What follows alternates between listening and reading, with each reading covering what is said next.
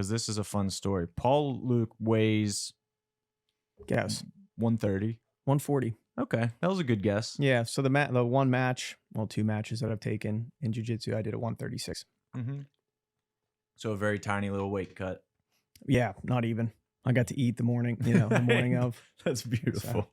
So he has a shaker. I don't know if you can see it on the camera. It says not steroids. I guess you said the B team made these. Yeah, they made a steroids and not steroids, but I felt like this kind of fit.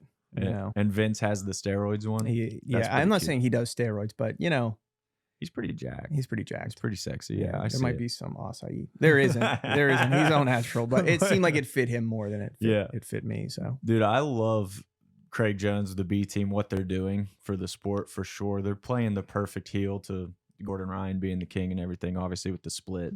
I love that they, instead of throwing a fit about it, they just leaned into it. Yeah, I also just think I like that they let their personalities come through. Absolutely. Have a sense of humor. He's always had a sense of humor about kind of being for sure second best. For sure. So I wonder this about like a lot of guys locally. It's always going to be that way. Like somebody's the hammer. Yep. Somebody's the nail. You probably have to have like a little bit of perspective on it. Definitely. Whether you laugh it off or whether it just motivates you, whatever, you have to probably like use that fuel somehow. Absolutely. So. It's a really unique dynamic, and I'm sure it's cool for you being so perceptive, and like you're in an interesting space in the Pittsburgh MMA landscape. How did we get here? Yeah, that's why I wanted to roll it back. Lord, why am I in this seat? Right. Probably a lot of people wondering why. Everybody, you learn this when you're in elementary school, right? I mean, there's just always there's somebody that doesn't like you. You got haters. Right. It must be terrible for my haters. Yeah. They're just everywhere, like I'm all over the place. True. Why am I all over the place? Yeah. And why am I in this seat? Why does everybody love you? Everybody who encounters you is like, dude, he's the man. You're good at everything you do, first of all, which is annoying to some people. People hate people like that. But I only do a few things. I don't know about that. I only do a few things. So there are people in the world who are like really good at a bunch. Vince, mentioning Vince, the dude is like so good at everything. He's ever give him something he's never seen before, and in like 10 minutes, he's like, I got this. I just mastered this. What else you got? I'm not that kind of guy. Yeah. I'm not that kind of guy, but I have a few things I do, I think, at least better than mediocre. Sure. Is that a good like goal in life? I think so. I'm better than mediocre at this couple things. It probably starts with your hunger to learn things, I would assume. You strike me as the kind of guy who, when you're interested in something, you really dive into it. That's true. Yeah. Yeah, I think that's like a trait from my dad. Okay. He was that way. He got really when he got into something, like he went deep. Yeah. And I probably just picked that up from him. He was really into like archery for a long time. That's what I started with as a kid, doing instinctive recurve. Nice. He would compete, but it wasn't enough. Like he would, we had our setup outside where he would train, but then it was like, well, I want to fletch my own arrows. Yes. And then it's like, well, he's got this tiny little lathe and he's like painting his own stuff. So that is awesome. So anything he did, he kind of like did it full circle. What else was he into? Archery? Was he a motorcycle guy too? He wasn't, actually. I didn't. Okay. A lot of people do pick that up. I had an uncle who, when I was young, rode motorcycles all across the country. And when I was really little, I remember kind of like helping him clean them and stuff. And I think that's where I got that particular bug, but my dad wasn't. He was real into archery, left that, and then ended up getting like really into road biking or bicycling. Yes. Gotcha. So he was, building his own bike. He'd get the frame and then start building out his own bikes. And then he was buying bikes from like Italy. And that's a whole different kind of obsession, I'm sure. A rabbit hole to go down. I never got into that. Just thinking how long bikes have been around. Like the technology has to have gone through so much along the way. Yeah. So he was riding, he would ride to work. Sometimes we lived in Natrona Heights. And so he would park in like Fox Chapel, get his bicycle out and come into the north side. And he was going across a bridge the one day. The guy could probably be a millionaire. And he noticed as he's like flying across the bridge, there's this like grate up on the walkway, like where he was on. And at the last minute, he's like, oh, that's like the ladder to go down and service them. They're like working, but they didn't put up cones. Oh my God. And so he just ditched, like he bailed because he didn't want to obviously go into the and got like all messed up. Dude. So I don't think he ever really picked it up again after that. And of course, he just dragged himself to like the hospital. God. Yeah. Had like a dislocated shoulder and was all, bleeding all over the place. Well, that's and I'm like, madness. you should we could have had a McMansion. Like, yeah, we could be living the good life right now. Yeah, yeah, that's so, their fault. But he just dusted himself off. He was like, well, stuff happens. That's a very Pittsburgh mentality, I feel like. Pretty much. Like, we're not Yeah. the victim here. Just dust yourself off. That's yes, that's what it was. That's so yeah, I crazy. think I got that bug from him. And I'm kind of a, as I shake around in my seat, I'm just kind of a restless person. I don't sit still very well. Yeah. I think so my introduction to you was that kind of embedded that you did with Brittany Bickart. Yeah. And that's when I was like, dude, whoever did, like, I like this guy's style. And then I started, obviously, Facebook, Instagram creeping you. And I was like, wait, he's like a national recording artist who also trains jujitsu at Stout, takes stills as well, and does videos. So then I was like, I got to meet this guy. Yeah. That's kind of how it started. I got some camera gear, and then I think Britt was, she had some like pretty big fights coming up, and we were talking and we're like, well, we should just like film some of it. And then I had so much content. I'm like, we should just cut them down to like 5-minute segments. So that's awesome. How that kind of just organically came together. I don't think I'm great with like video or filming. I do like to take still photography more. Yeah. But the cameras nowadays have so much capability. It's kind of senseless to not use it on occasion. Right. Well, your stills, man, I got to say, and this isn't just because you take photos for us, but obviously it caught my eye right off the bat. You definitely have a distinct style. And for viewer, we're going to get into some of his photos and he'll talk about them here in a little bit. But how did that, most people don't just jump right into photography. There is a natural, they always say, like, you got to have the photographer's eye. Like, clearly you got that and you've developed your own style very quickly as well. So how did that kind of fall into place? I mean, I think it's definitely a work in progress, but when I was young, I guess high school, I think it was, I was in like whatever the gifted track, and they didn't know what to do with us really, because we were probably just as problematic as maybe kids who weren't, right. Just like minds running too quickly. So I ended up taking like the first half of the day to just get like your core class, math, history, whatever they thought the important stuff was. And then my mom would pick me up and take me down to Pittsburgh Filmmakers, which is in North Oakland. Nice. And I worked in their like darkroom there. So I learned to develop actual film and would learn, things about photography, and then basically didn't do anything with it. It's another thing my dad did. He had a bunch of Pentax, like K1000. He would develop slides and awesome. All kinds of stuff like that. So I was, again, always kind of around it. And then I just never really did anything with it. Right. And then all this time went by, and there we were in the pandemic, and I had a bunch of like camera gear, and I was training, but I'm not the youngest guy in the world. So it's like, well, I wanted to be there all the time. I'd train 4 or 5 days a week and then take usually 2 days off, which I still do, but I still wanted to be at the gym. Right. But I'm like, I'm beat up. I'm tired. So then I started following on Instagram a couple guys from different gyms. One at Henzo's in New York. There's a guy in Eastern Europe somewhere, takes these incredible photos at his gym. And I started realizing these guys train, but then they're showing you kind of what's happening in the gym day in and day out. And so I just kind of started doing it. That's awesome. What kind of approval did you need to do that? Because I could see for some gyms maybe not wanting that. Yeah, for sure. So, I mean, I kind of just asked, Warren, or if it was like the sparring, I just asked Coach Will, like, can I shoot some photos?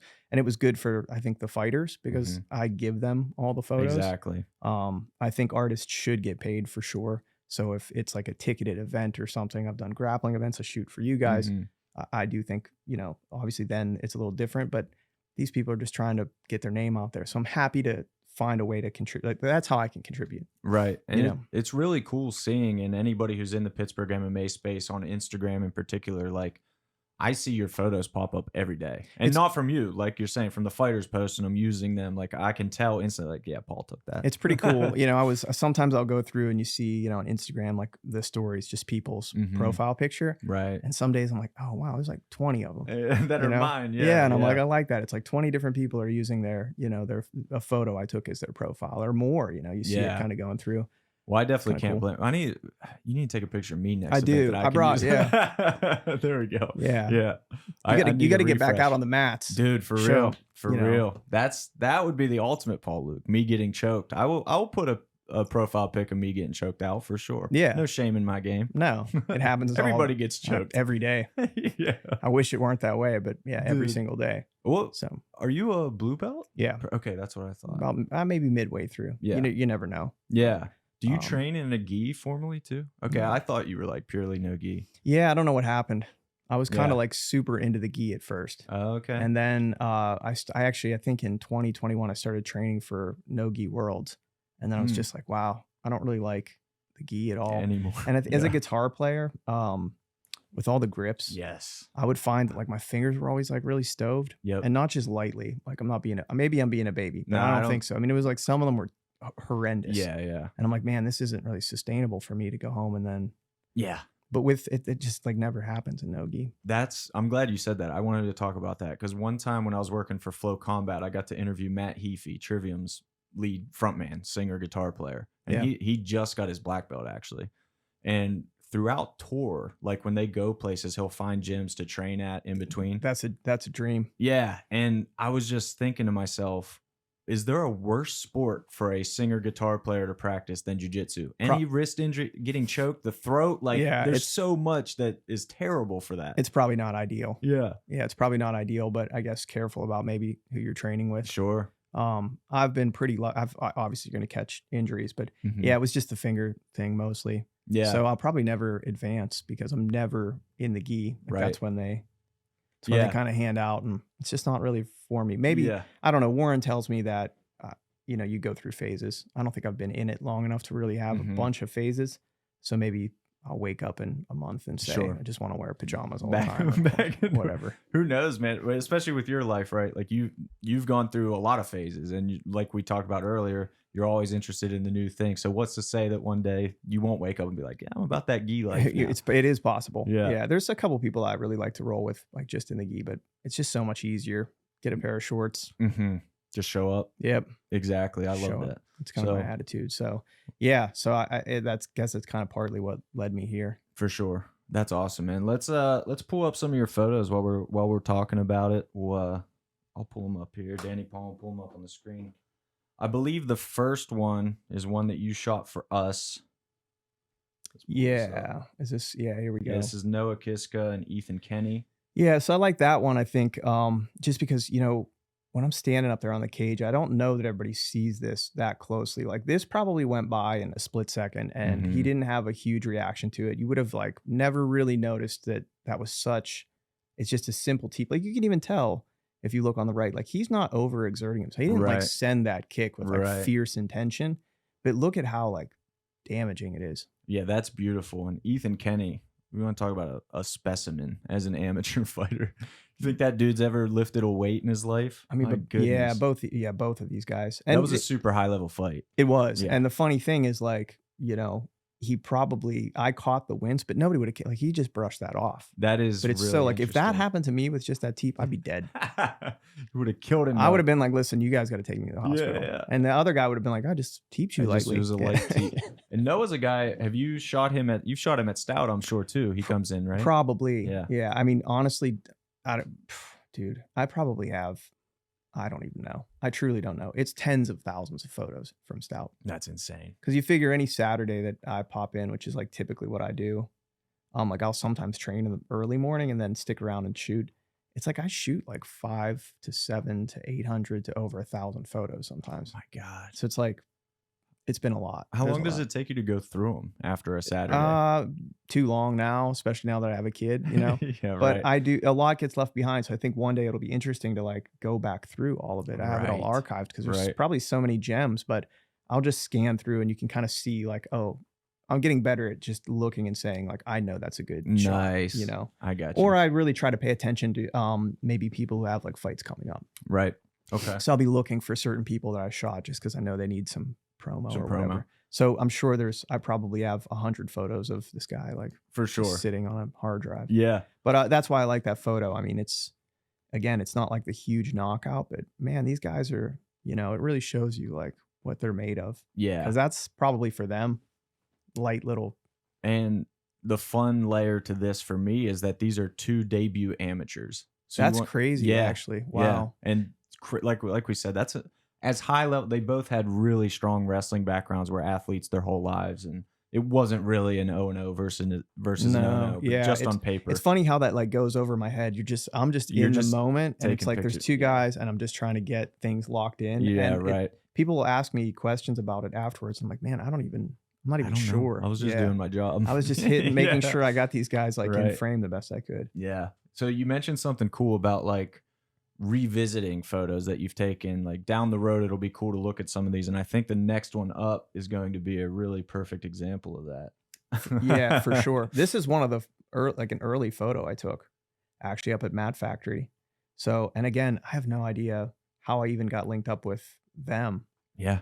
I think it might have been Chris Dempsey, maybe. That I'm not sure if I'm not sure if I met Isaac. Like he was definitely coming down to Stout, still does come down to Stout.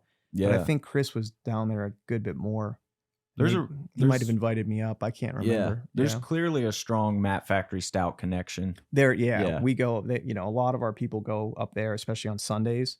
And then a lot of their folks come down on Saturdays. And then there's a number of them even for just like grappling, drilling will pop in on random Tuesday morning or, Right. But yeah, so walked in this morning and it's like just crazy high level, Yeah. And this is as good as it gets. It is. Yeah. So it's kind of going back through and I have a bunch of photos from probably a couple different days that Bo was there. And so it was kind of timely, obviously, given the fights the other night. And it was wild because I do love half guard stuff. It's complicated and Isaac knows I like it. And he was showing these guys like some stuff that, it's interesting. Like I'm not a good athlete, so I'll understand what you're saying, like what should happen and how my feet should pass this or that. It just takes me a long time to like get my mind and body to do it.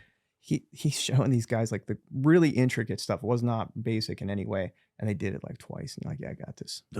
That's next level. Just goes to show like, they're true athletes who understand like just, how their bodies move. That's one thing that jiu-jitsu even just minimally taught me and that I hear people talk about all the time is that when you say somebody's athletic, growing up in America, traditionally, you think that means they run fast or something like that. Yeah. They're strong. There is something about body positioning that is a completely different type of athleticism, but all these guys have it. They do. They know where they are like in space all the time. Right. And this stuff is happening, milliseconds, not even seconds sometimes. And they're aware of what's happening and what they should be doing to be ahead of it. Right. It's incredible. Is that Isaac on his back? I'm trying to figure out. I think it is. Yeah. It makes sense. I believe it is. I think it was the three of them that were just kind of rolling over in this corner. Cause I have some other photos that probably show him a bit better. And Dempsey was jumping in too. Nice. And that for viewers, that's Jason Nolf on top. Another obviously elite wrestler. So Bo Nickel watching, Nolf on top, and Greeley on his back. Like watching and just like making mental notes. And he's like, okay, boom, boom, boom. It's really it's really incredible. That is freaking nuts, man. That's speaking of Isaac. Yeah. So that was Johnstown. It was a fight. That was Flood City. I recognize that. I love this one because, again, it's not the action. I didn't pick the action photos. Like I have some good, like knockouts of huge slam, a lot of huge slams. But I really like the behind the scenes stuff. And you could tell there were so many. I think this was the fight. There were so many Mat Factory people that they had their own locker room. Yep. There were just so many on this card. And they really got to like strategize. And I love seeing Isaac back there, like really thinking about what he wants him to do. Who was he fighting? Isaiah was fighting. I think Elijah Davis fought. Or Elijah. I'm sorry, Elijah. I think he fought Joe LaRocca on that card, actually. He did. That's who he fought, yeah.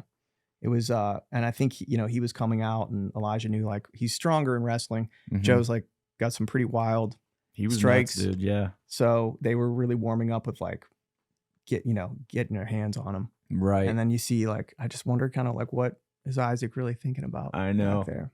He's so good. Him and Dempsey are just such an elite duo in the corner for sure. This was a great one, actually. I got a lot of shots from that locker room. There was just like, I remember just to see a team, because a lot of times, obviously, people might not know, but a lot of times it's like the red corner and blue corner. There's all kinds of gyms mixed in, but here they could do a little bit more of what they probably would want to do. So it was just them. Nice. So it's pretty cool.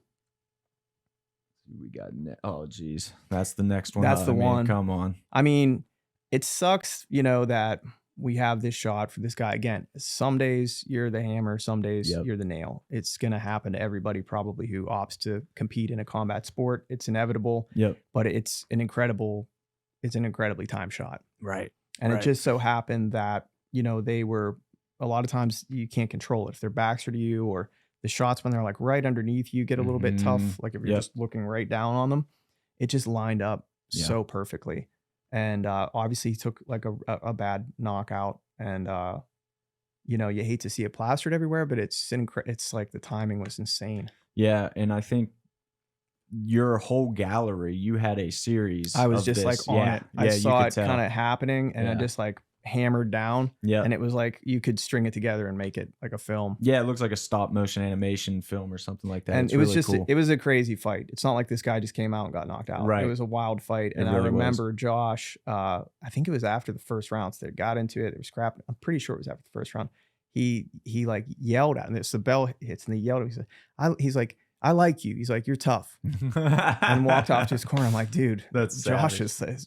he's is like nuts, wild, dude. man. Yeah, I love Josh. Obviously, this was our knockout of the year and maybe the knockout of 247 of all time. It was just that ultra clean. I mean, like you said, for a photographer, you mentioned how you're kind of just in the moment, just watching. But is this the kind of thing that you're praying? Like, not that somebody gets knocked out, but is this the kind of shot that a photographer dreams of, or do you just not really? Yeah, I mean, maybe. I guess there would be maybe some sports photographers. It doesn't, you know, for me, it's just I kind of am into all kinds of different photos for different reasons, and I think I have some in here for, you know, that purpose of just being kind of inside when they're on the cage, or for different reasons. I like different photos, but obviously this is kind of the moment, Sure. you know. So yeah, you're happy to catch it, but that was probably the cleanest one I've ever caught. Just because their body position really is just kind of dumb luck of where they lined up. For sure. There's a few others I have where I just like wasn't quite even. I think it was maybe Julian. Julian's like, it's kind of like off, and I caught it, but he's like, they're off to the right a bit where I couldn't quite square it up. Yep. And yeah, I mean, this one was just like right in my frame. So, you know, the guy's a monster, and he had a great fight, and Josh just lined it up. Got it clean. I want to shout out Des Ford too, because this was the first time that after a fight, you know, you always check in on guys, and he was fine right afterwards. He was totally with it and everything. It was just a clean, exactly. Just hit him on the button and it happens. But I actually let him know. I was like, hey man, I just want to make sure it's okay with you. There's going to be pictures. We're going to show this knockout a lot. He's like, part of the game, bro. He's like, I totally understand. Do what you got to do. He gets it then. Yeah, I'm sure they do. I mean, I'm not a fighter like that, so I don't know how people feel.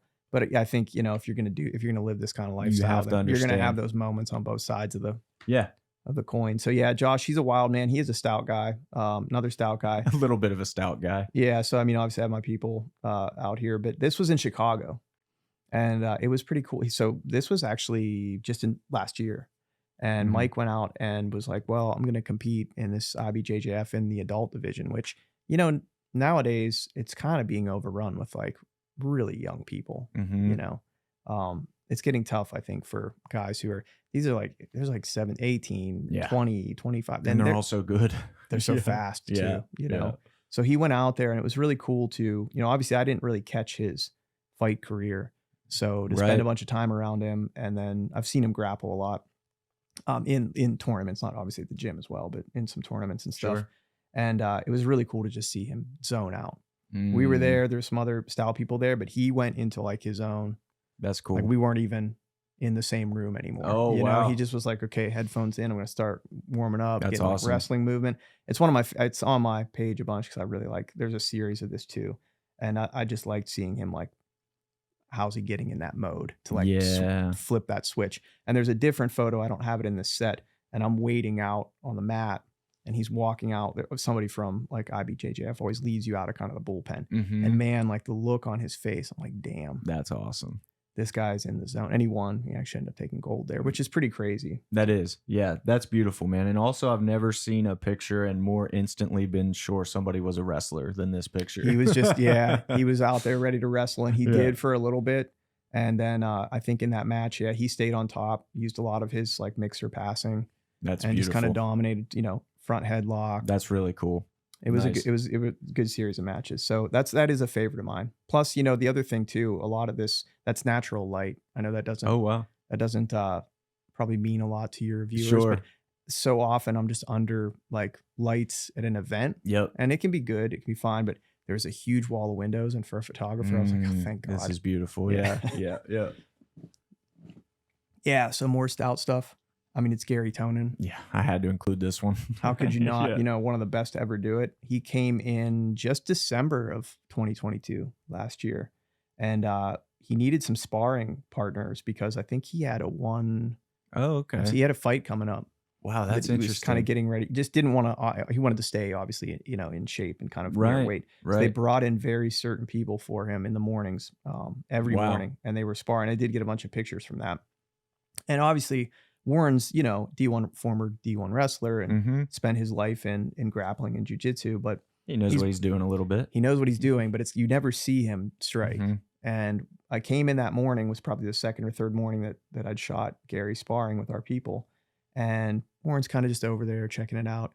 And he looked at me, he's like, I think I'm going to jump in. And I was like, jump in? Jump in how? Like, Yeah, what are and you then gonna do? he came back out like 5 minutes later with like headgear and gloves. And That is awesome. I'm like, what a moment. I'm like, is this guy getting in here right now? I mean, not to question. I mean, obviously, no. Yeah. But I've never seen him just like gear up, and he went out and sparred. That's sick. Like our people, and then sparred. And then Wow. when they were done, he was like, let's go do a bunch of wall work just to like really push. And these guys both of them were like kind of drained. That is And awesome. they were out there for a while just trading position on the wall. Yeah. And I just kind of sat down on the wall. I got a bunch of great photos from there too. That's So, beautiful. yeah, it was pretty crazy to see how just capable both guys are. Yeah, sure. I mean, Gary, his transition has been really interesting, obviously, to MMA, but to have somebody, like you said, one of the best in the world in Pittsburgh, obviously a Renzo Gracie affiliate too, so there's that cool kind of familial bond, I'm sure, with that whole Renzo Gracie lineage. So this is just really yeah. cool I mean, photo. these two have Yeah. spent a lot of time together, Right, because right. obviously they trained together up in New York for a Yep. long time when Yep. Warren was training with all these guys, so they have a lot of history, and you can see it just the way they pick up and start Yeah. working on whatever they're working on.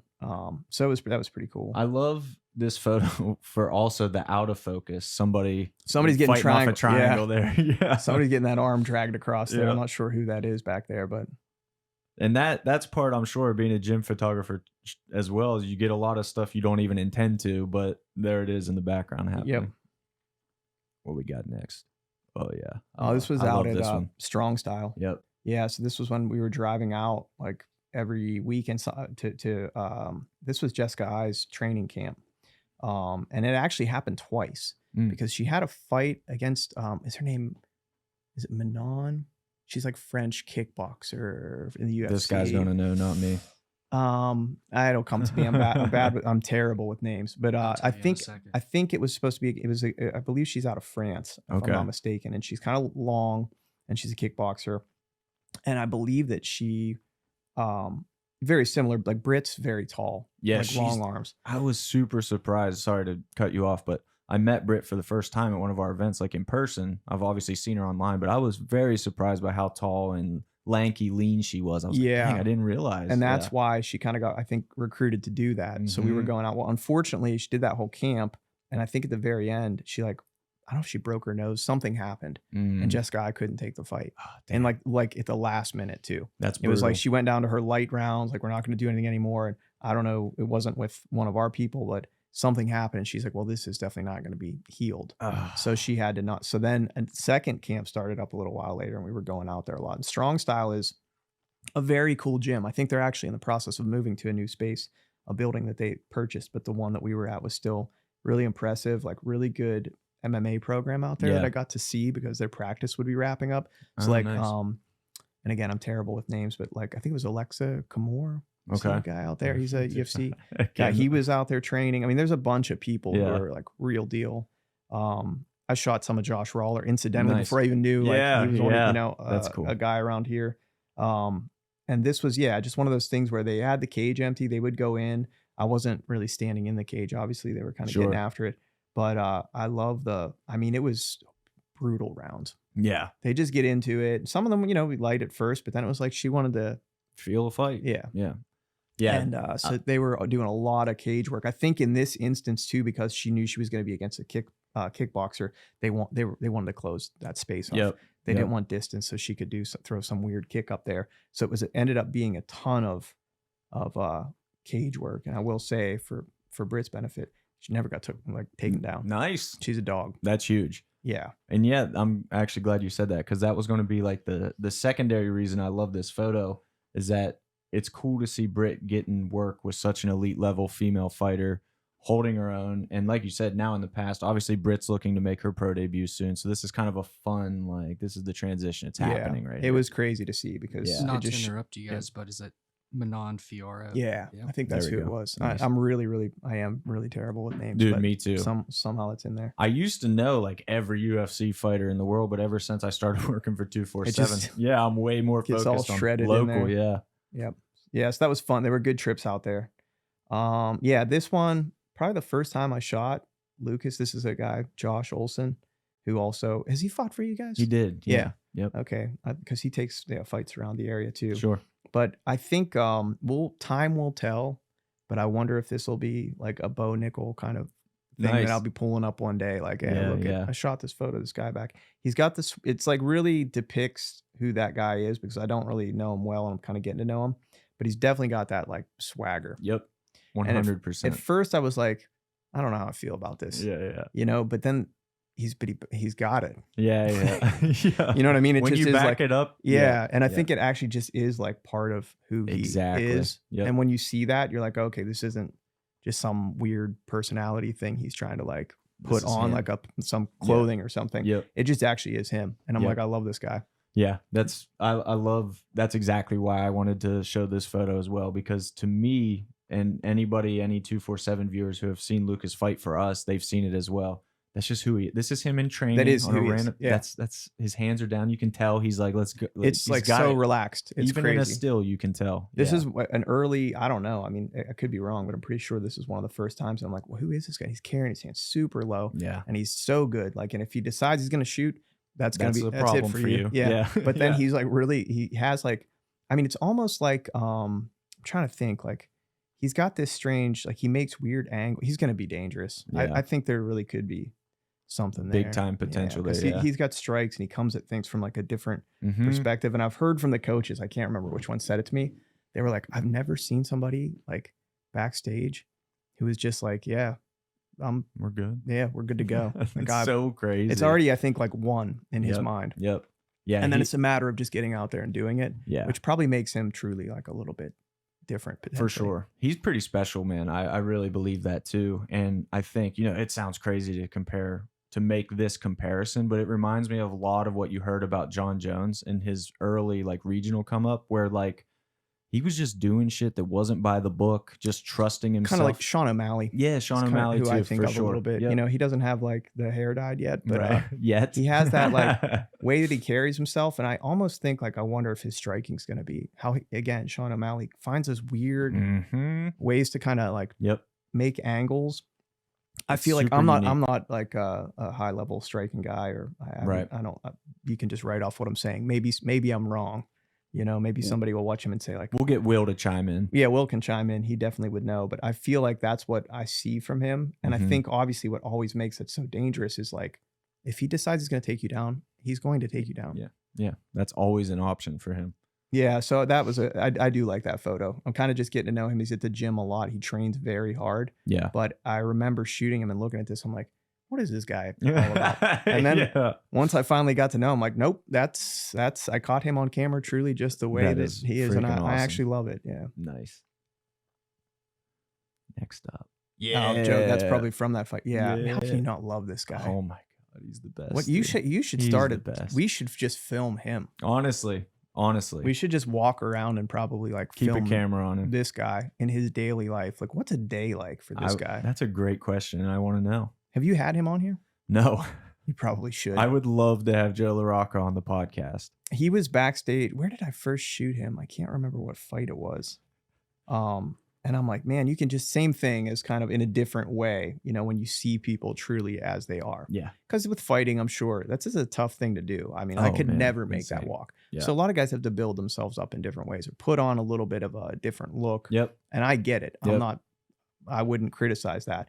But this guy is another guy who's just like, this is who he is. Unbelievable. Yeah. And then I'm like, wow, backstage, I'm like, I could just tell this guy's like a little bit different than everybody else back here. And then he came out. I'm waiting along, kind of like the long walk. I'll Right. usually go down, as you know, we have another Right. photographer stays up the cage. I'll, go down and try to get people as they're walking out, and the safety dance comes on. And I'm like, yes. I'm like, who is this guy? Dude, like, what? What is going? And he's really good. Yeah, super talented, man. Yeah, blew he's me really away.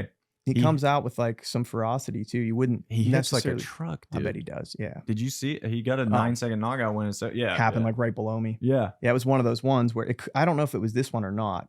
This could have been a different fight, but I think it actually might be that knockout where he kind of just like charged. Yeah. And then it happened like right underneath of me.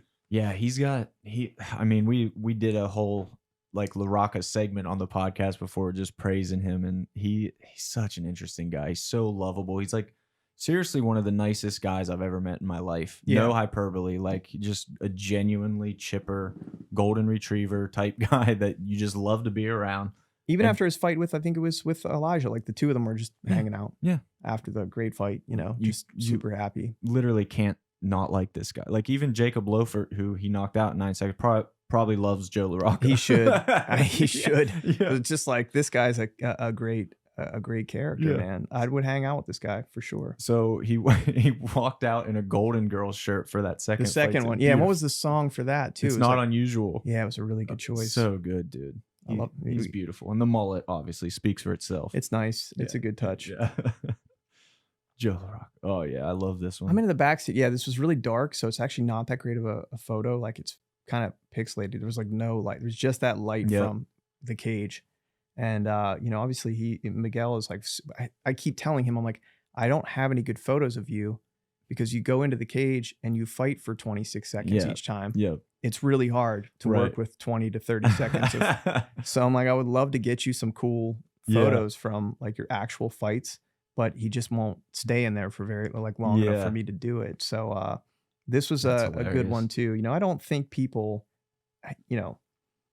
being backstage, it's definitely a special thing because it takes so much, I think, to make that walk. Mm-hmm. Even if it's a local or regional, whatever it is, you're going out there in front of a bunch of people, their cameras, and it's you at that point, Right. You could get knocked out. It takes a lot of guts. Dude, I can't even imagine. I can't imagine. And so to watch the whole process through the night of people, how they get ready and some of these guys bring sleeping bags and lay down on the floor and try to sleep. Mm-hmm. I'm sure they're not sleeping. They just want to rest. They're in headphones. Some of the guys like to be really active and get up and kind of move. Everybody has a ritual, and it's cool to see that. I mean, it's the same in music, really, to some extent. It's just a lot less, I think, probably a lot less pressure. Sure. Everybody has, if you've been touring long enough, you sort of do have a ritual too. Like, when do you warm up? Mm-hmm. Do you have a drink back there? It's probably not good for them to drink whiskey, but like, we all have our little rituals once the time's getting close to when you're about to head out. And so it's kind of cool to see. And this was just part of his warm up. Really, really dark back there. But then like the lights kind of, came from the cage. I'm like, man, it's getting close to time. There has to be butterflies. There has to be. So it's like you can almost feel. It's hard to describe unless you've been back there. But it's like, man, you can kind of feel something in the air. I know. So it's so special, man. It really is. And that's why I hear it bothers me when casual fans like talk shit on fighters all the way up to the UFC level because of exactly what you're describing and the courage that it does take them to make that walk. Enormous amounts. Insane. Yeah, I think that's probably like glossed over too much. Yeah. And I think it wasn't Darren Till at one point he was saying like he had a fight and he was in the back and he was genuinely thinking about ways to like get out of it.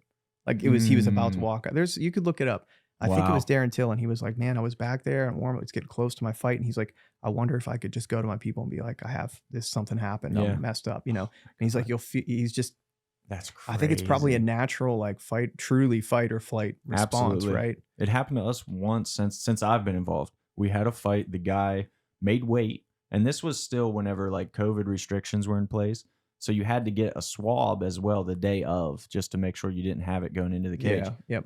He got the swab, which was like 3 p.m. Fight start at 7. By 6 p.m., he was just gone. And we called him, tried everything, texted him, called him, had to eventually tell his opponent, like, he's gone. Yeah. Left. Did he ever take a fight again? I don't. Anywhere? Not that I've seen him booked to fight, but I don't know that they ever actually happened. So I wonder if it was just like a thing where you get back there and realize, man, it's just not. It isn't for me. Not for me. Yeah. And that's okay. That's what makes these people different. Exactly.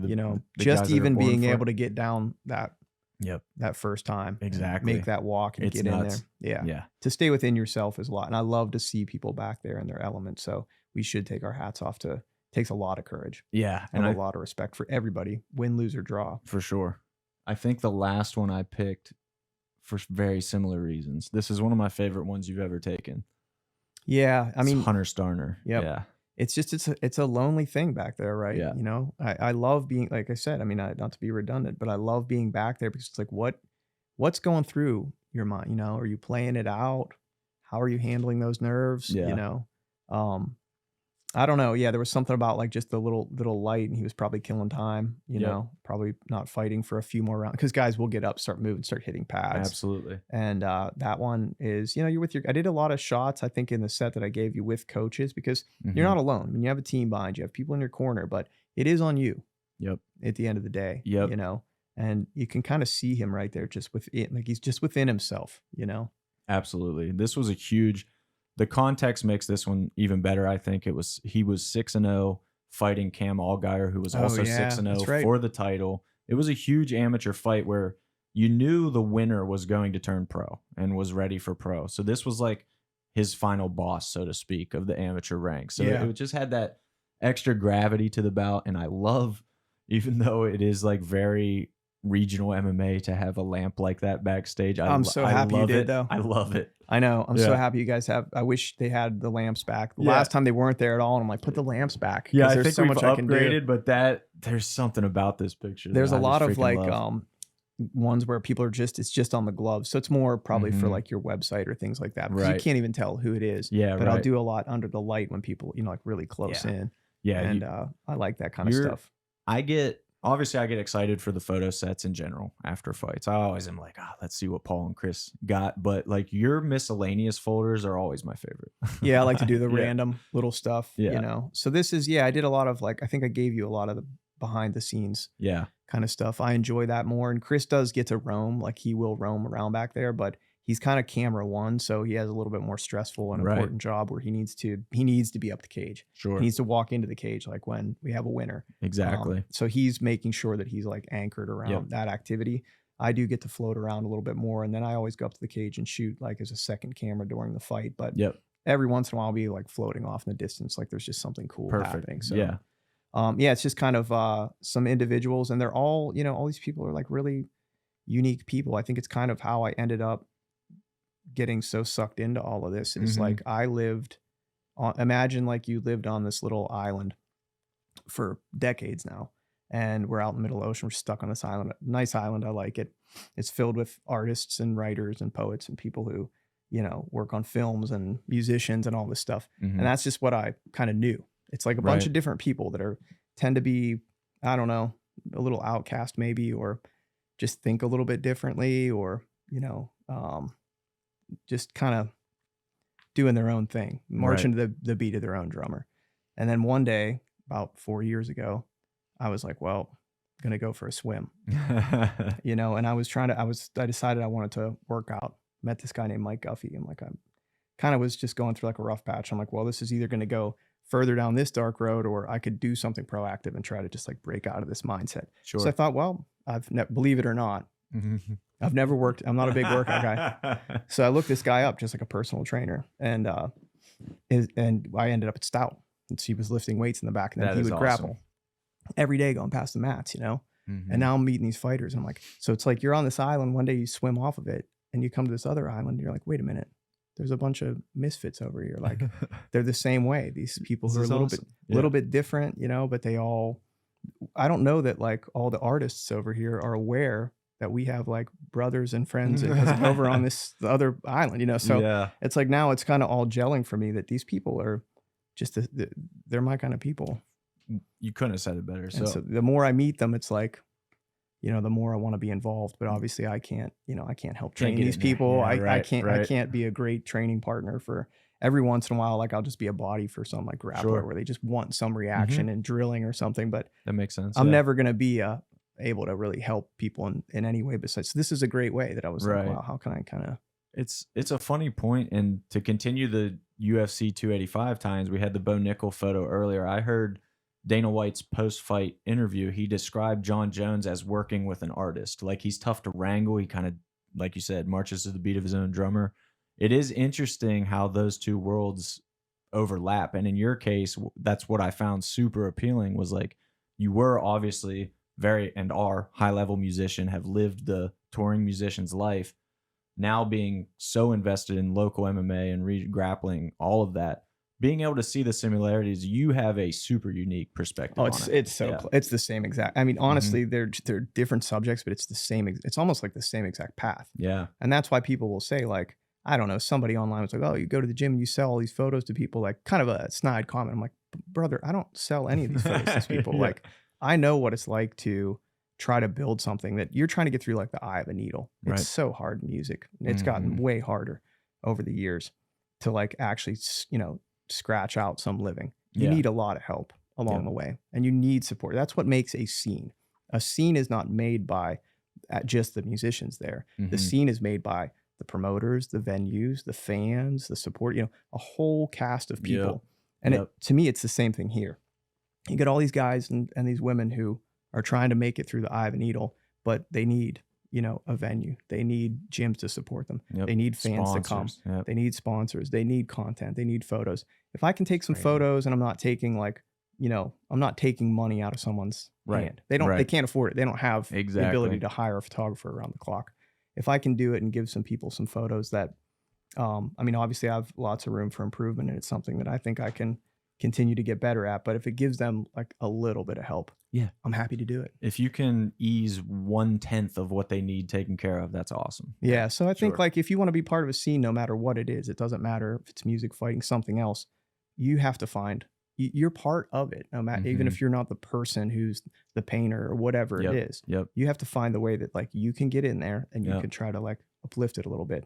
So I think, it does help having spent so much time around music and understanding like that DIY kind of ethos. And were there any photos that we didn't show that you were hoping I would pull up? Let's see. Do that. Yeah, let's see. Danny, for you, obviously you won't have them loaded in, but I'll edit them in after the fact for you. There was one. So I think there's been like 2 times, and this was one of them. Where's like the I think it's number.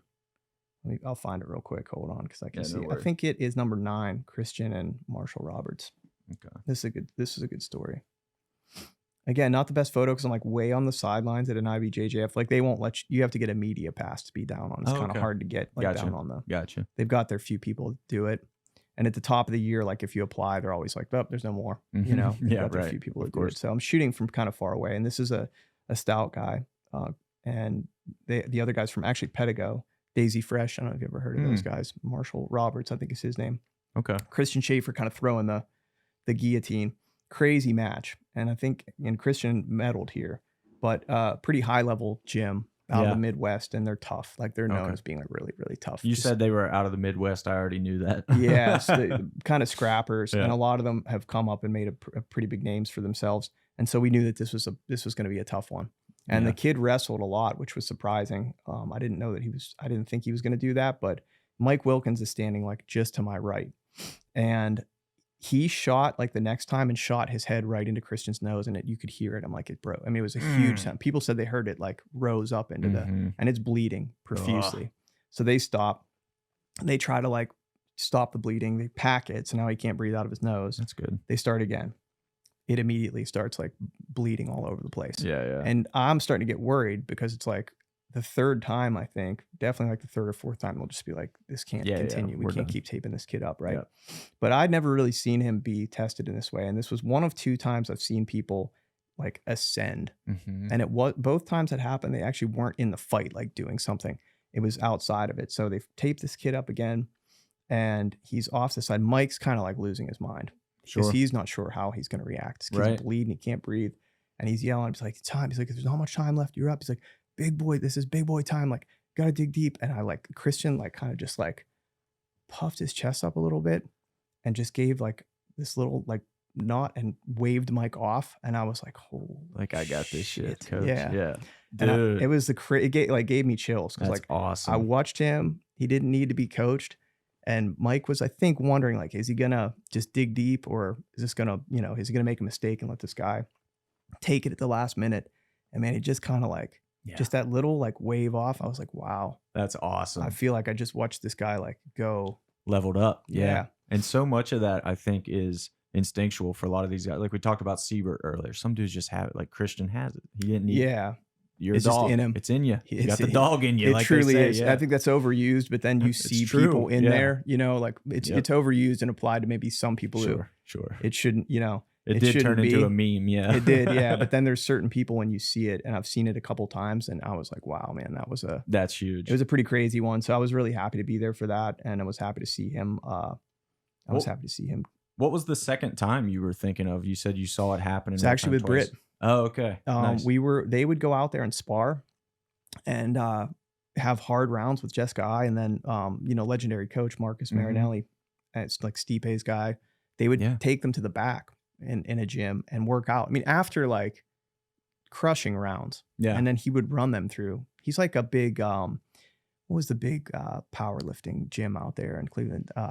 He was like big with those guys. So I mean, he's like deep into all the like hard lifting. Like it's just like I was dying watching them do this after they just got done with rounds. That's insane. And he was putting like Britt through like the craziest test of a human being on all sorts of like contraptions, machines. She's on one thing doing something. He's like punching her in the stomach. I'm like, what is happening? Like, what is happening right now? And she was on, I think it was like some kind of leg machine. And I mean, just nothing left, like going rounds. He would start and then like push. Then at the end, it's like, go even faster. Wow. It's just like, dude, how are you doing this? And at the very last thing she's doing, it's like nothing left in the tank. And he's trying to see like, what is she going to do? Like, who is this person in front of me? And just as he's like asking her for, she went like, not just at like the pace she'd been going, but like way past it and dug deep. And I'm like, oh my God. Like it was another moment where you just kind of saw somebody. I'm like, what just happened here? Yeah. And she left, like she walked out of the room, and he turned to a couple of us and he was like, she has a championship mentality. Hell yeah. And I was like, yeah, I just noticed that. I just saw it. Yeah. I just saw that happen.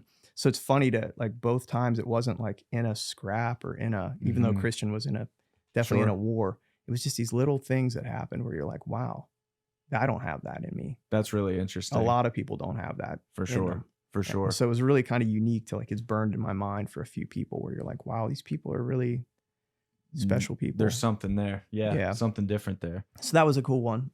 That's why I pulled that one. Let me just scan through them real quick. Yeah. I mean, I think that, you know, that's a great photo. There was such a good fight too. And there's definitely more action scenes, but that Kama and Josh Rawler photo says a lot about like What number is it? 28. Nice. Oh yeah. Yeah. This one's beautiful. I love this one. Yeah. I mean, I just think it says a lot about who these people are, you know, and their sportsmanship, you know, and it's, there's just something about it that I like. They had a hard fight. Yeah. And they pushed to the end, and I mean, they grappled hard and they cut each other up. And as soon as it was over, you know, they were ready to just like congratulate each other and walk off. Yeah. I thought it was just actually like a really kind of beautiful moment. Absolutely. So I was happy. There's so many better, I think, for like the sports photographers. They'd be like, man, there's so much action that I shot. Yeah. But yet this is pretty much like my favorite. I think it's my favorite shot from that fight. Yeah, I think I agree with you. And there's so much more even after the fact. At the time, nobody knew Kama was going to retire from MMA after this fight, but that ended up happening. Maybe Josh knew here, maybe he didn't. That makes the photo very interesting to me too. Like, did Kama tell him right then? Like that was it for same. me? Like you can kind of tell, like he's ready to. Yep. Like even Kama's expression versus Josh. Like, I don't know. There's so much about this photo that I absolutely love. But yeah, like you said, insanely close fight. At this point, neither guy knows who won. No, because Like it did go. Yeah. They were on the, actually, I'm obviously standing right in front of them. So they fought to my left a lot. Yeah. And it got crazy over there. I don't remember, you know, if you remember, like then Josh like started really throwing like some bombs when he had Kama up against the cage. Yeah. Yeah. It was like, close. oh my God. I'm like, is this tide about to turn? I know. In this fight? And I don't always, I don't always remember those details because I'm kind of not taking in the fight as a fight. I'm taking in like just. I totally get that. Yeah. A frame that's in front of me, you know? Yep. So yeah, that was one. And then I'm always a big fan of like, if you go to 13, this one kind of like actually like threw me a bit. The only time I've been in around the cage, number 13. Yeah, I'm trying. I don't know. It's not scrolling. There we go. Nice. I'm like, I love when you get that glance, but I love when people just aren't aware of the camera, they just kind of catch that glance. Yeah. But also, I was like he looked at me for a while. I'm like, did I offend this guy in some way? Like, is he gonna fight me now? It was the only time I'm up there. I'm like, what is this dude like? You know, I love this guy. I got some great photos of him in this match, but he like for some reason, I don't know what it was. I don't know if he's looking past me or he just was kind of looking at the camera or what. That's interesting. But yeah. I'm like, well, I haven't said any, I'm just a quiet guy dressed in black what up am here I shooting, doing, bro? But I kind of like it because he really was. Yeah. Dan Walters is the man. If this was the Clayton Lee fight, obviously it was like a fight of the year candidate. Did it? No, it didn't win. But funny enough, Common and Josh Roller won fight of the year. But this was definitely a strong runner up. I want to point out the ringside doctor giving Dan's coach bunny ears for some reason. What's going on there? I don't know. I think he was checking out. Did he check out like that eye? Maybe. Yeah. He kind of came in just to make sure. How many fingers am I holding up? He was leaving, I think, but I think he did have a little bit of a cut. Yeah, that was a fantastic fight. Dan's a really, really solid amateur fighter. Not sure I'd ever seen him fight before, actually, and I think Yeah. I really, ended up liking his style a lot. What's the gym that he? High Ground. Yeah, Jiu-jitsu. exactly. And those guys seem great. So actually, if you go to 7, that's at their. I think they have a couple spots, if I'm not mistaken. But this one was in, I think, Monroeville. Okay. And that's great.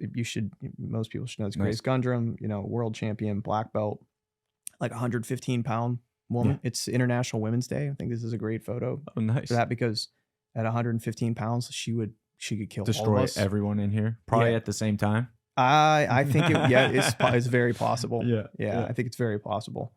We'd be in a lot of trouble. It would be way harder than we would ever want it to be. Yeah. It would be way harder, and we would get at least 2 out of 3 of us would get probably a serious injury. If it was like true fight or flight, and she's just fighting us. That guy there, I don't know, but I'm guessing he's probably, I don't know, 185 pounds. Yeah. He was a pretty big guy, and he was wrestling. He was going like, this was after a seminar.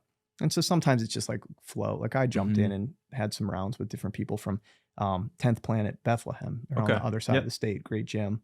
And I've made a lot of friends out there. I've shot out there. I've shot some tournaments out there.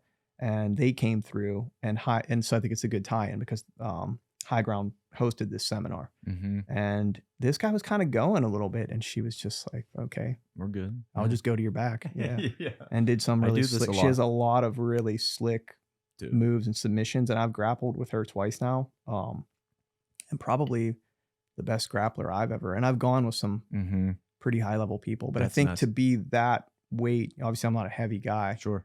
And to have like ultimate control over people still shows that like when you're at that level and have that level of technique, this stuff really works. Yeah. Look how calm. She literally looks like she's about to take a nap. Yeah. Like, it was just like face. Sunday drive in the car. Yeah, dude. It was just another day in the office. She was just kind of like, probably for her, flowing around. This guy was getting after it a little bit. People are and I was in a doorway actually. And I looked back and she was just like, yeah.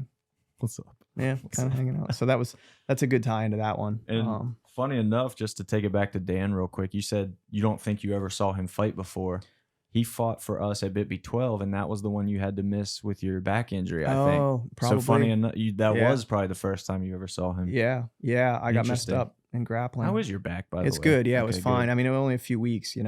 Actually, Isaac put me back together. Nice. I went up there a few times. I was messed up. I got dropped in like there was like wrestling like feet to floor, and I got sometimes people don't know I am a little light, so if they get in on it and it's like good single, I'm in the air sometimes. I'm way down. Yeah. And I remember landing and like continuing on through the practice, but I'm like, that was a bad one, and then like a day later I'm like, dude, I'm actually this like bad. It was actually like really bad. And I lived with it for like 2 or 3 days, and then I ended up messaging Isaac. I'm like, man, I'm in such pain. This like, isn't happening. I'm like having trouble like standing up. Yeah. And he was like, dude, get up here. Yeah. And I went up there, I think ended up being like 3 or 4 times in a week. He was like, come back tomorrow. Wow. I do it again. He was like, come back tomorrow. And those guys, man, they really put me together. That was in Texas. While we're talking about him. Again, not a great photo because it got really pixelated because I'm way far away. I used like a telephoto for this one because again, I couldn't get it past. This was at Worlds. He won in the black belt division. Insane. It was a crazy, and he had a lot of hard matches. It was like 6 or 7 matches, and just catching that moment where he's just kind of giving thanks. but I was way up in the stands and got to catch it. This was a good story actually about the kind of guy that Isaac is. I go up to the Mad Factory. I train up there. Sometimes I love this guy. I love a lot of their people up there. He is a truly unique individual. Yeah. I mean, and everybody says it, but it is hard to articulate. Yeah. There's been a few people in my life that I've known. A friend's mother was like this, where how do you have, this is something I think we should all strive for, but how do you have the capacity in your mind and in your heart to like care for that many people? Yeah, dude. It's hard to do. Yes. It gets really hard as an adult when you have a family and when you have a team and you have a business and you have employees. Now, how do you look beyond that and still like make space for people? So this was at Worlds. I decided kind of stupidly that I'm like, well, I've never competed in jiu-jitsu. Why don't I do Worlds? Makes sense. Why wouldn't you? Yeah. Instead of doing Never like, fought. Let's go maybe to the UFC. Yeah, let's go. Yes, exactly. Like instead of just doing your local tournament or whatever, Yeah. my friend Vince, who is a bit of an instigator, was like, dude, you should just, he's like, come down to Texas, do Worlds, you know? do it, bro. So I did it in a master's division. So it was people my, closer to my age. And, so he won black belt. He left like the next day and it had to go somewhere important, if I'm not mistaken. Like he was in a camp, Of course. doing something like right. with a Bellator, but somebody Okay. who is Sure. an actual athlete, right? Who deserves like his time and attention. 10 o'clock the night before I'm going to compete, I get a text message and it's Isaac. And he's like, hey, I know you have a match tomorrow. Like, be yourself, have fun, show people your jiu-jitsu, blah, blah, blah. Then sends this like wrestler's creed.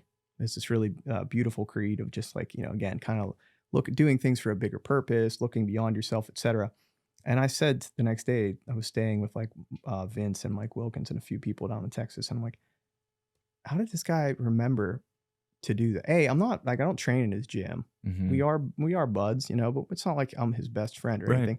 Right. How in the hell did he even like have that in his mind that he's like, okay, tomorrow I should definitely send this before his match. Dude. And Mike was like, yeah, he's like, that's the kind Isaac. of guy. Yeah. Yep. That's the kind of guy he is. It's really, like you said, it's hard to articulate unless you've experienced it. But the second layer, or there's so many layers, but the part of that strikes me the most with him is that he didn't set a reminder in his phone, like text Paul Luke before he Probably not. like I do shit like that. Like Yeah. I try to remember, and if I don't do it. Yeah. He's just such a naturally caring. It's hard, like you said, to explain how invested he is in so many different levels. Plus, having his own family, plus running successful businesses, Plus all the young Dude. guys in the, actual Unbelievable. wrestlers in middle school and, Yeah. high school and Yeah. all these fighters that he looks after. I just don't know how you have that capacity. I'd like to get there. I'm Yeah. trying to be Same. better for Yeah. like all my friends and people, Exactly. I think it's something to strive for, especially as you're in adulthood. It's like, look, we got to be better. This is what makes the world a better place. Couldn't agree So more. he definitely is that person who's just kind of living it. Yep. And I think that's the best way to kind of exemplify is just do it, Yep. not talk about it. But I still haven't cracked that code quite yet. I'm trying to find, I don't know if I have it like handy on my computer. Yeah, there's a mock-up of it. I was gonna say our Hall of Fame plaque for Isaac used that photo too. So thank you. Oh for yeah, that. I forgot about that. Yeah, nice. This was the mock-up. Yeah. Oh yeah, there you go. Yeah, the real version's back there. It looks even better finally. Yeah, it does. This Yeah. was the mock-up. And deserved. Yeah. I mean, that guy, insane. he is the man. Yeah, I mean, there's a bunch here, but I think those are. Yeah. We've covered some good ones. I'm just kind of scanning through to see if there's anything else there that. My favorite thing, man, about your photos, and like I said, it caught. Oh, Ryan's here. Oh no, shut it down. Shut down the podcast. It's over. It's over now. The new mics. They're Dude, great. This new is mic nice. stand. Yeah, these are sick, dude. Yeah, shout out new mic stands. Thanks, Ryan. The Ultima. Yeah, we had the ones we had before were like these long arms that kind of got in the way in the frame and stuff, and they were nice. When we actually Googled like, what does Joe Rogan use, and then tried to buy the shit that he was using. We got the mic stands that they said he was using at the time, and it was just like, these aren't good. The boss is here. Testing. Bosses are It's nice, right? Yeah, they're awesome. I'm enjoying it. But we should turn this When- off. Went through so many good photos. We went through a bunch. Yeah, you missed a lot of good photos.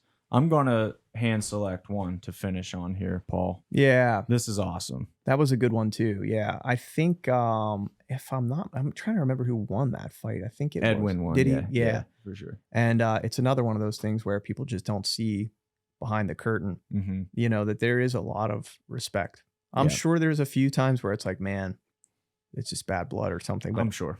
I haven't seen a ton of that. I'm sure there's people just kind of like go their separate ways after. Yeah. But a lot of times it's like, man, there's just so much mutual respect for Yeah. it's done, you know? There is more of this than bad blood for sure, but we see the bad blood once in a while too. Edwin, specifically, you can't hate Edwin Vera. No, You just can't. he is pretty like, I couldn't see him really holding too much of a grudge. I think he can build Exactly. himself up. Definitely. He has his routine back there where he gets in, you Yep. know, you're going into a fight and he goes in there and he goes to work. But I think it's just more of a love for the game and not like a dislike for the opponent, Exactly. you know, the actual Yep. opponent. So, you know, people don't see this stuff back there either. There's a ton of respect. So I always try to catch stuff like this when it happens. Yeah, and Edwin's one of those guys who just fights with his heart completely, honestly. When he loses, he takes it devastatingly. Yeah. Hey, Yeah. these guys work really hard. Exactly. You know, Yep. I'll go through a week and it's like, if I catch like the Mat Factory and I catch Stout and I go, you know, to a couple different gyms, they're at all of them. Yeah. They're at all these practices. They put a lot of work into this. So Yeah. it's not as if this is, you know, a little hobby or something for them. So Yeah. to not get the results you want, it's going to sting. a little bit. Exactly. And we try to do things at an extremely high level for regional MMA. We try to like break the mold of what people expect a regional promotion to look like, but we're not oblivious to the fact that we are a regional promoter. This isn't the UFC. They're going out there for very little exposure, recognition, amateurs, no money besides ticket commissions and things like that. Like for Edwin to go out there and take a loss, it's so much. You lose in the UFC, okay, maybe you're still bringing home $100K though. Yeah, Like, you got yeah. a good job, you got a good paying job. Like you can probably live with that. Still got awesome high level sponsors. Makes and it everything. sting a little less. Yeah, I'm Yeah. sure it helps. I've never gotten a $100K payday myself, but Still waiting. yeah, I There's feel like still- it would be cool if somebody wants to like give me $100K. I'll let you know how. There's it still feels. time. Yeah, yeah. There's right. still time. So Right.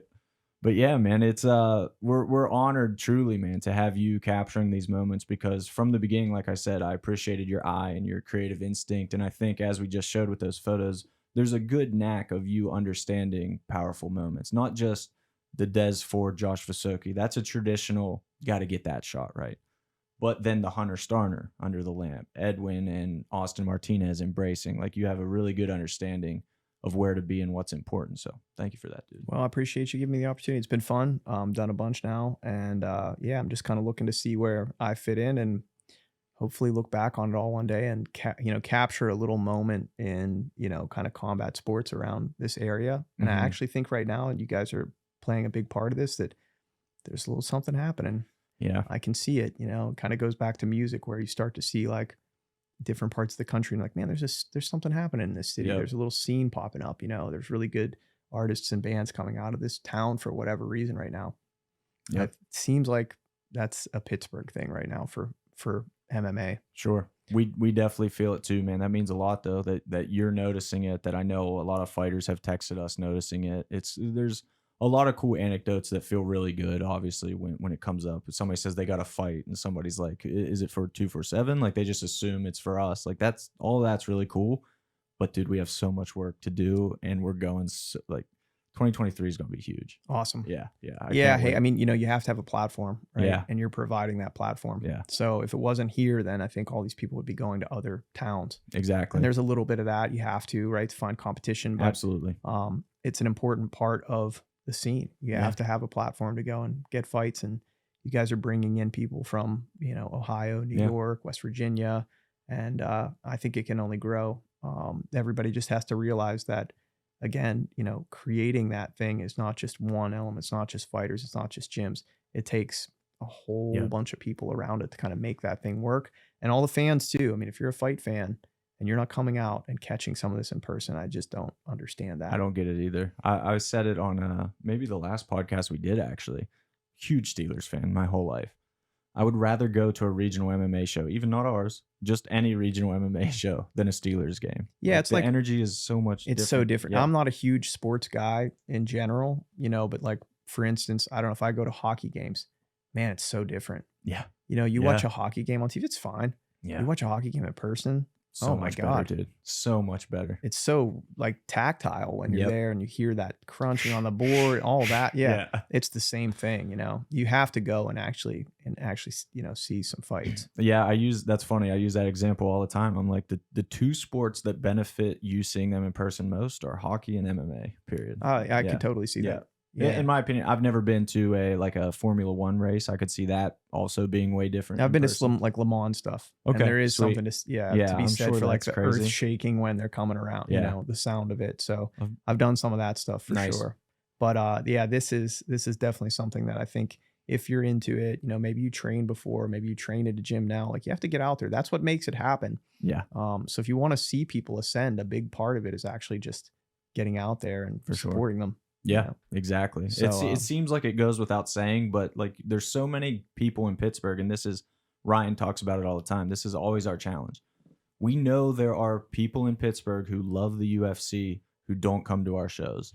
And it's like, why? How do we reach those people? We know that's still out there. So we've got, you know, light years. I think to it's go. just that, you know, people starting to understand that it's in its infancy and you can help to, you know, just keep ratcheting up like the professionalism and the level of fighters and all that happens when people fill the seats. For sure. But you guys aren't doing too bad. No, we do. I mean, I look around at the crowds down there and it feels good. Yeah. You know? Yeah, dude. This one in April at the Meadows, we're expecting to be, you know, our best yet, which feels really good to say. It's trending that way. All the sales so far are amazing. So we're excited for that one, bro. You're going to get some good shots. I'll see you there. Yeah, for sure, man. Well, we're going to have part 2 of this to talk about music because we've run over time already just gushing over We'll do pictures some and MMA music. and Yeah, we can grappling. do another one in the future. I'll grab some more photos, man. We can do a quick one, you know, and look through. There's Hell yeah. there's thousands of them. So Yeah, but I will say anybody interested in Paul's work, you can check it out. 247's photos. They're in our like Instagram bio and things. I'll post some links to his stuff. We always post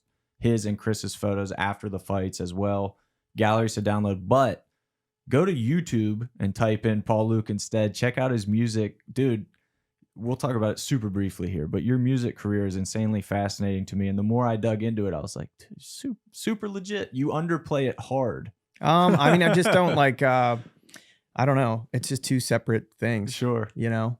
So, and it's funny because I've known some people for like a couple years now and they're like, man, I just found your music, you know, like somebody told me you play music.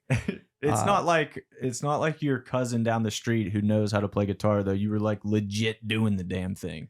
Still trying. I'm going to make another record this year and, Nice, you know, man. kind of get That's awesome. back out there. COVID was I'm kind of sure. weird. You Sure. know, it's already was a hard thing to begin with. Yeah. And so it made it exponentially harder.